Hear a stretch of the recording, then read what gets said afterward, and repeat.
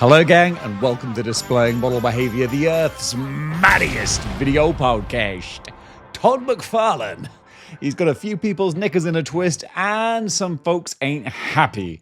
Those mean the same thing. What are we talking about? We're talking about the new Mortal Kombat figures and their price point for what you're getting. So for the individual figures now, it's going to be $30. But for the 2-pack with Sub-Zero and Melina, we're looking at between $65 and $70. The bottom line is, it's a lot of cash for figures that are feeling kind of old now, I feel. McFarlane I admire it, Todd. Steadfast. It's like, nope.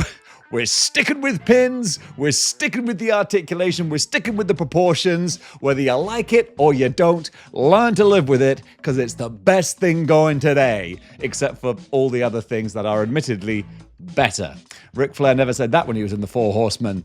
But these figures, it's cool to see Mortal Kombat figures. Yeah, especially like my 90s Mortal Kombat.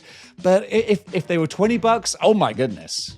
I'd be singing their praises. McFarlane, Trailblazer, Eyebrow Raiser, setting a great price for okay figures. If they were $25, it'd be in line with Jada, Storm Arena, figures that are, I would dare say, objectively superior quality action figures. But of course, it's always in the eye of the beholder. Don't like to say objective when it can't be proven with like a scientific pad. But can it be? Because I dare to say it might be. I do actually like quite a few aspects of these figures. The funny thing is, I like the Mortal Kombat 2 aesthetic, but the plain faces, the mannequin store looks. It's funny, I saw an amazing stop-motion animation that was made to promote them, and it has Liu Kang doing his bicycle kick, where he's like, there's no expressive face on him. I just spat all over my computer. Hope you didn't see that. So there you go. They're up for pre-order now. But the thing is, in some places, they're actually listed as being sold out. So, I'm not going to tell someone to not charge money that people are willing to spend. Don't all rush to pre-order them, though, because they are available in other places as well. That's not a sign of, impending FOMO. You're okay. But it is kind of surprising, because I just want better action figures. And Todd, you were the man in the 90s, and it feels like laurels are being rested on. And while you're snoozing, people like Storm Arena and Jada are going to come along, and they're going to eat your lunch. I wish they were eating your lunch with the Mortal Kombat license, because I've got more nostalgia towards Mortal Kombat than Street Fighter, but there you go. That's the way the cards have fallen and the cookie has crumbled, and now it's up to Todd McFarlane to maybe raise his game and make those figures worth the money. But he won't. And speaking, that was a good transition, of action figures based on fighting games that are perhaps worth the money. Storm Arena, their ears must have been burning, because they were like, what's that you were saying about better fighting game action figures? Oh yeah, you're looking for this? Boom, Roadie style, King of Fighters 98, Storm Arena, let me get this right, Benimaru Nikaido. There you go. I love King of the Fighters, clearly. But what I do love is a nice looking action figure for $30. So for the same price that you're going to be paying for one of these one of the McFarlane Mortal Kombat figures, you can get this Storm Arena King of Fighters 98 figure with 2 different head sculpts, with power effects, with what looks like 1, 2, 3 different sets of hands at least, and a stand as well. Shut the front door. Call it. I'm calling it. McFarlane Mortal Kombat line. Time of death, 3:41 p.m. And I don't want to rag on, boo, you're not allowed to like this, but just Exhibit A and Exhibit B. Don't get me wrong, I'm sure that maybe King of Fighters is a cheaper license than Mortal Kombat, but just look at what Storm are doing. These are 2025 action figures. McFarlane Mortal Kombat figures, that ain't 2025 action figures. 2020 at a push. So, sorry, I think I just ate lunch and I'm spitting everywhere. Hopefully the resolution isn't good enough to see that. But yeah, Storm Arena, this dude, he's up for pre-order now as well, and dang it, this is what I'm talking about.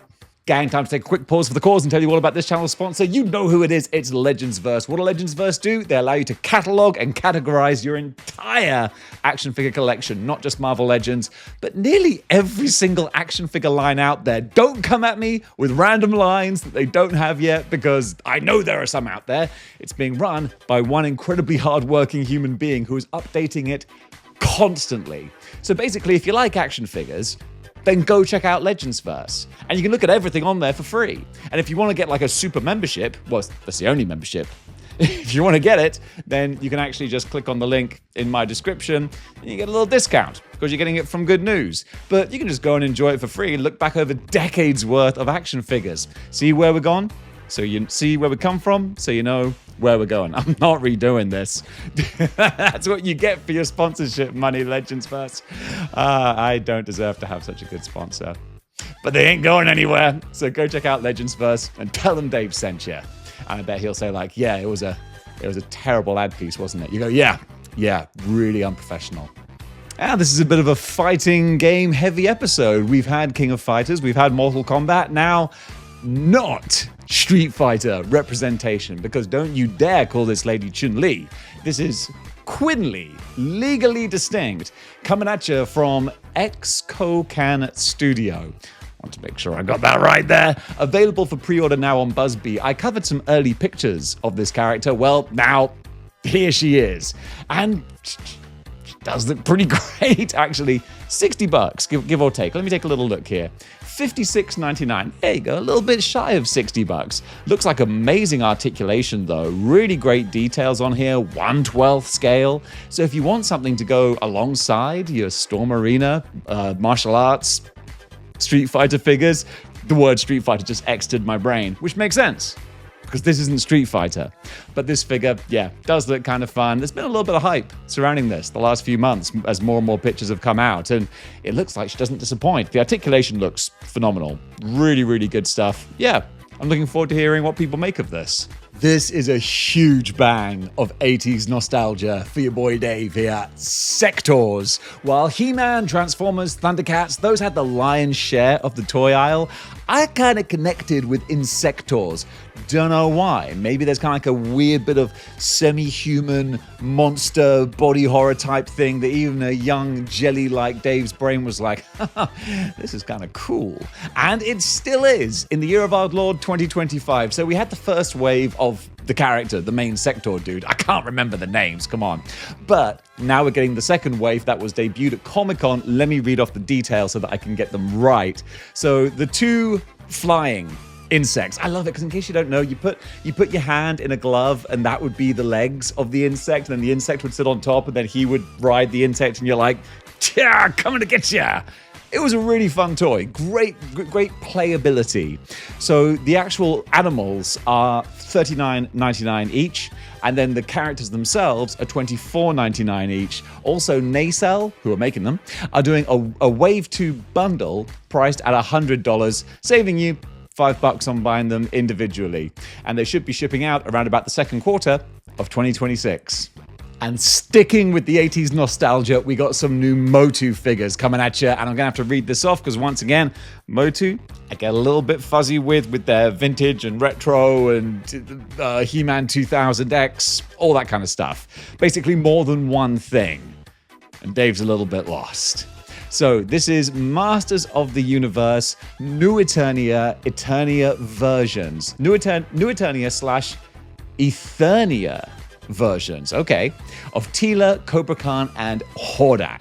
So these are going to go for $25 each, and they should be shipping around about right now.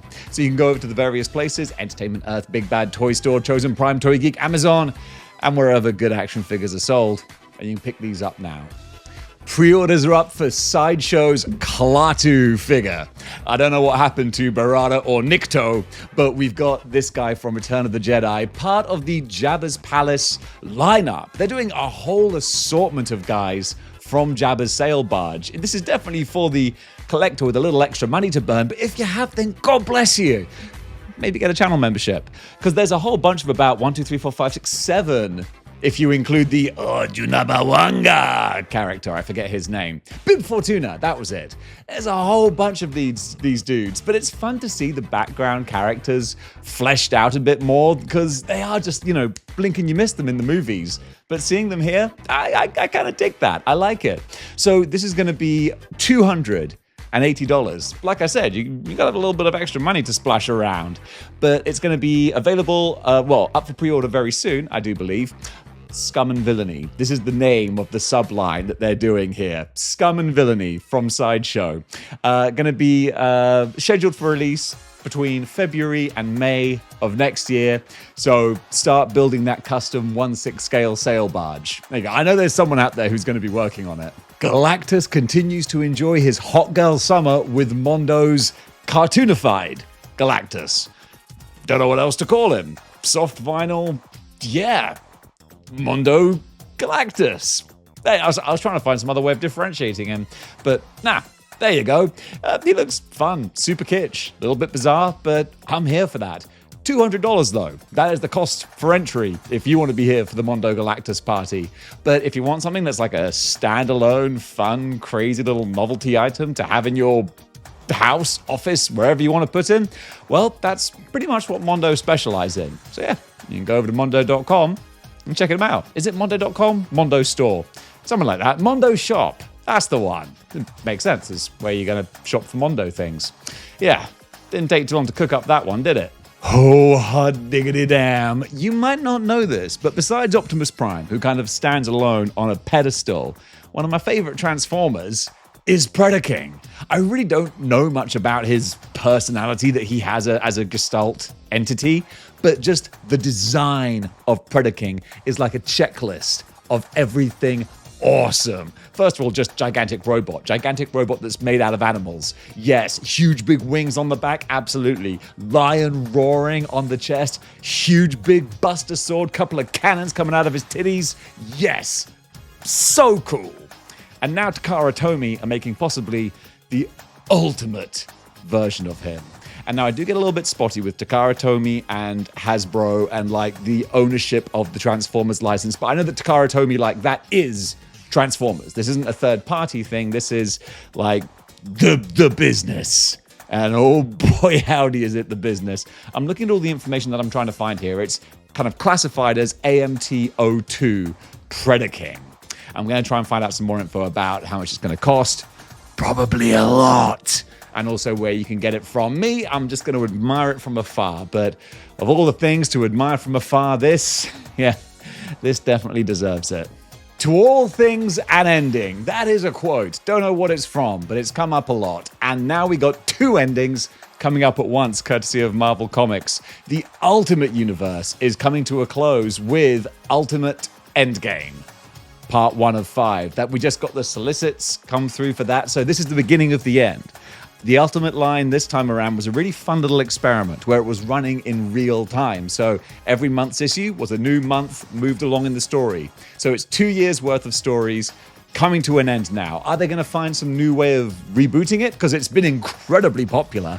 Probably they will. So I'm interested to see where this is going to go. And the other ending is the 2099 universe. That is officially being ended now as well because we're rapidly getting closer and closer to 2099 and I haven't found any flying cars yet. Just a housing crisis and existential dread. So let's reboot this, shall we? And that's what Marvel are doing with 3099, a new sort of jump forward, which does make sense. We're just pushing back our timeline for flying cars. So we're going to get the end 2099 part 1 of 5. So they're both 5-part The End stories. And then with the end of the End 2099 series, then we'll be rebooting with 3099, a brand new Spider-Man 3099, and who knows what else. Something to look forward to. And folks, that does it for Good News for today. Thank you so much for watching. Bit of a quicker episode, but I'm desperately trying to get as much done as possible to, well, just keep the wheels of commerce turning. I'm picking up some more hours over at Jurassic World. I'm doing a few little side jobs and side hustles. Turns out that trying to have a place in London is incredibly expensive. Who knew? I know, right? I thought the streets were paved with gold. I can assure you they're not. But I've still got time to get some good news out. So gang, thank you so much for watching. If you enjoyed this, give the old thumbs up. You know you want to, but not a double thumbs up, because that will just unclick it, thus rendering the whole exercise pointless. And if you really enjoyed this, then hey, if you want to get a channel membership, oh my goodness, I'd be incredibly grateful. It means I would have to spend less time taming dinosaurs, and also you can enjoy the channel member live streams when I do start picking them up more regularly, which I promise I am going to do. Watch this space. So until then, keep displaying model behavior.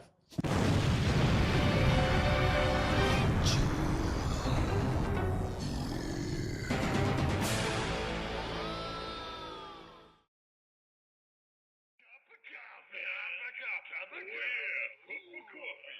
Big time.